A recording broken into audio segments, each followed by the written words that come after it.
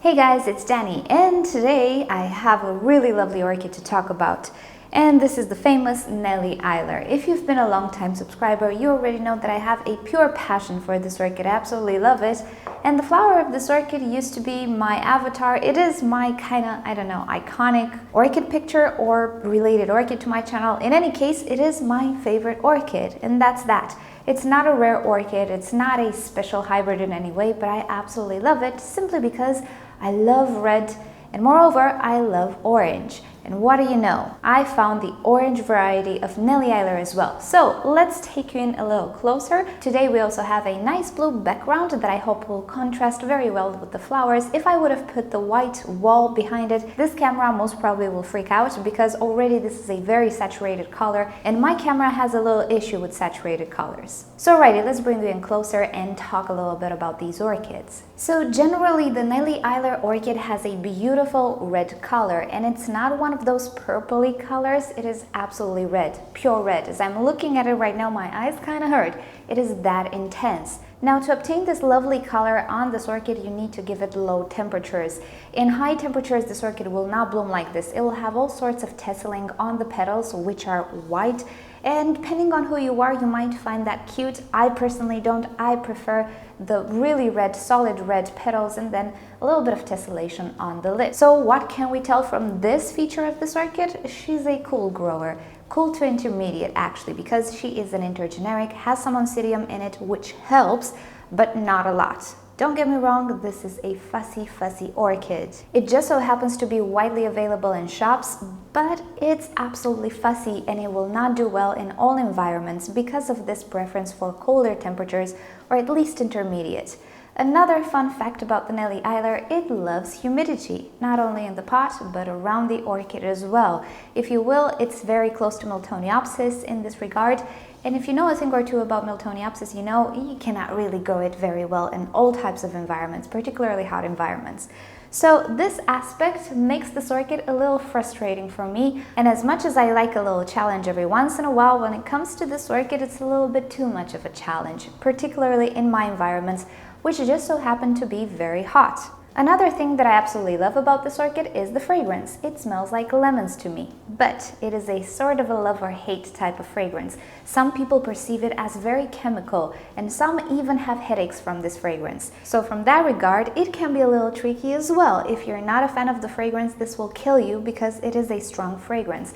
And it can fill a small room or a small office in a matter of minutes. It is that strong, particularly when it receives bright light. Even so, I still love this orchid. I don't find the fragrance very bad. I absolutely love it. It's not citrusy, it's pure lemon fruit, to my nose at least, but as I was saying, this is very personal. So these are a few fun facts about the Nelly Isler in case you don't know about it. But I bet you've already seen it in stores. Now, let's talk a little bit about these orchids that I have here. We'll talk about the orange variety as well. Let's start with the color red. Now, as I was saying, most probably you will find the beautiful red Nelly Isler for sale. Now, when you purchase a Nelly Isler, it is really advisable for the orchid to be in the best health possible because it's really hard to make them recuperate from stress. And let me just show you my orchids for a second. Can you see that? The pseudobulbs are really nice looking. Yes, I have a little bit of shriveling here, and I suspect the orchid is already a little bit stressed, but considering the fact that many of the times you buy a Nelly Isler with one pseudobulb or maximum 2 pseudobulbs, I don't know how they do it with one pseudobulb, this is pretty nice. I have 2 very fat pseudobulbs, as far as I can tell, and a new growth. And even if this orchid is a little bit stressed, I do have a lot of energy in the old pseudobulbs to make it going. And pretty much that's what you're looking for when you're trying to buy a Nelly Isler. The more pseudobulb it has, the better. The Nelly Isler is not one of those orchids that you purchase at a discount, at a bargain, and then everything will be okay. No, it doesn't happen like that, sadly. Now, in the past, I had a few Nelly Islers and I was able to keep them successfully at least for an entire year. What I did? Well, I kind of went out of my way to provide high humidity with the use of my humidifier. I kept that temperature low with the use of my AC from the house to ventilate the balcony and maintain a top temperature of 28 degrees. For an entire year, I did all of those things and everything was okay. I cannot really complain. Keep in mind, my climate in Romania was not humid evenly most of the times. I used the humidifier in the daytime, but in the nighttime I couldn't. My humidifier has a weird thing that you cannot use it for more than 12 hours straight. Anyway, so in the nighttime this orchid did not have high humidity. It handled that. So it's not like it's impossible to grow. It is very possible to grow. It's just very finicky. That's why I'm giving these Nelly Islers another try. Now in this climate, I theoretically have a higher humidity. It should be better. I have the clay setup, which should keep things rather cool. And I do benefit from quite a cold winter and colder seasons, so that's good as well. The reason why I purchased these right now in the cold season, I want to get them established in the cold season so they can handle the hot season better. At least this is my hope. And coupled with the fact that I do seem to have quite a strong orchid, I'm not sure about the state of the roots, but the more pseudobulbs the better. Really keeping my fingers crossed for this beautiful one. Absolutely gorgeous. Now, let's take a look at the other orchid we have here. So here we have another beautiful Nelly Isler, a little bit different. It is still the very same plant with the very same parents and very same fragrance, very same demands, with a little variation to the color. Now, because the parents were not all red, some particular individuals turn up a little bit more orange than the other one. And to show you a comparison, you can see, and it's not about the tessellation, although this has a little bit more tessellation, it's about the pigment itself. As you can see, the color, the solid color is orange. Now this variety is quite rare. I've never seen it in stores, although I did see it on the internet. So when I saw it, I definitely had to have it. As a matter of fact, I don't think I've seen it filmed before. So if you've never seen this variety of the Nelly Isler, there you go. It is beautiful. I have to say the color is definitely not as intense as the red one. Again, when I look at the red one, my eyes kind of hurt. Maybe it's because I do have an eye problem, but I'm telling you, it is just such a saturated color. It's absolutely gorgeous. This, on the other hand, is not so saturated, not so vivid, still very beautiful, but it has a little dullness to the color. Nevertheless, it's really not a dull orchid per se. I've seen washed out orchids. This is not washed out. It also seems to have a little bit more tessellation on the petals. Since I never had it before, I'm not sure if this is normal even in cooler climates, but there's also a chance that some stress factors or maybe some warmer temperatures were provided for this orchid, and thus we have a little bit of tessellation, but not a lot. Now let me show you this orchid as well. This one actually looks a little bit better than the other one. So we have a huge pseudobulb in front with a new growth, and we have another pseudobulb in the back with another new growth, and in the back, what do we have here? It's another pseudobulb or another growth. What are you? Oh, it's another tiny pseudobulb. But we do have this humongous pseudobulb in the front, which is good. It looks plump, doesn't have ridges. It's a very good sign and a very good thing. So again, I tried to go for those orchids who looked plump.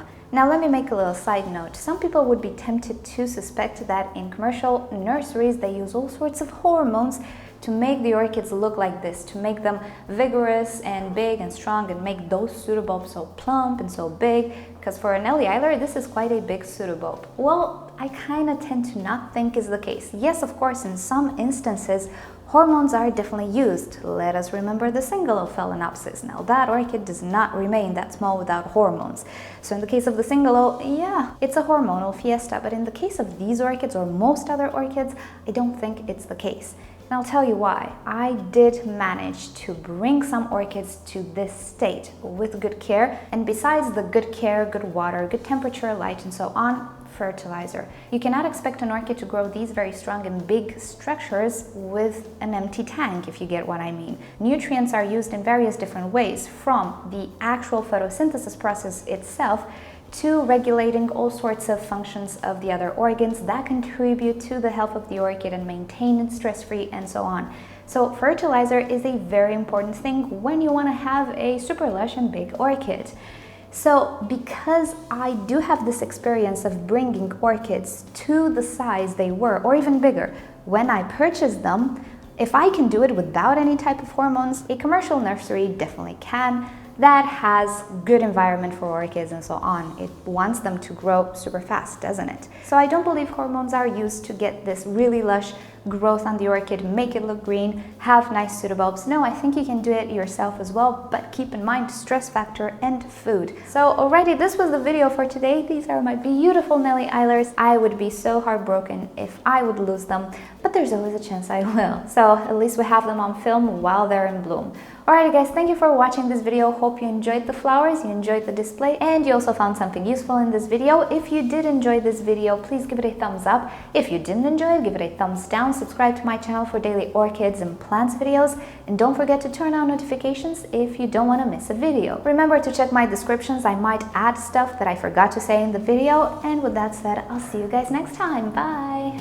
Okay, so I had a little idea with my IKEA stand. Do you notice anything? I don't know if you do. There is no more space between them. What I decided to do is take the bottom layer of orchids, which right now do not benefit of that much light because the sun is low, and I mounted these brackets or these rings in between the shelves. So actually I connected the shelves because these guys fit anywhere on the stand. So what I did was a pretty huge stand, but I managed to put these orchids higher up. So I took advantage of the spaces in between my stands. Pretty cool idea. I'm kind of happy about it. This also means I can put a bench in front of my IKEA stand, which is lovely. More space for orchids.